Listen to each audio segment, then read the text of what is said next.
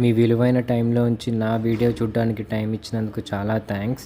ఇంకా నా ఛానల్ని సబ్స్క్రైబ్ చేసుకోకపోతే ప్లీజ్ సబ్స్క్రైబ్ చేసుకోండి. ఇక వీడియోలోకి వెళ్ళిపోదామా మరి.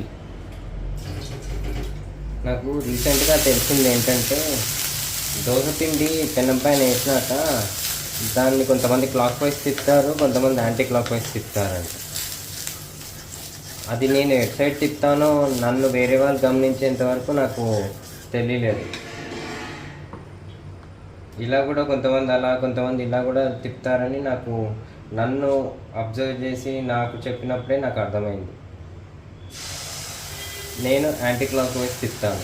నేను నా చెయ్యి ఆటోమేటిక్గా అది యాంటీ క్లాక్ వైజ్కి తిరుగుతుంది. మీరు ఎటు సైడ్ తిప్పుతారు మరి దోశ వేసినప్పుడు? క్లాక్ వైజా, యాంటీ క్లాక్ వైజా?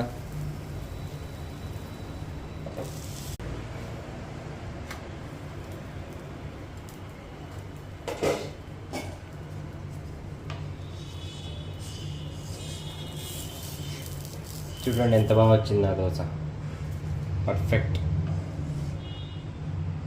ఇది cast iron tawa, non stick వాడొద్దనే ఇది కొన్నాము.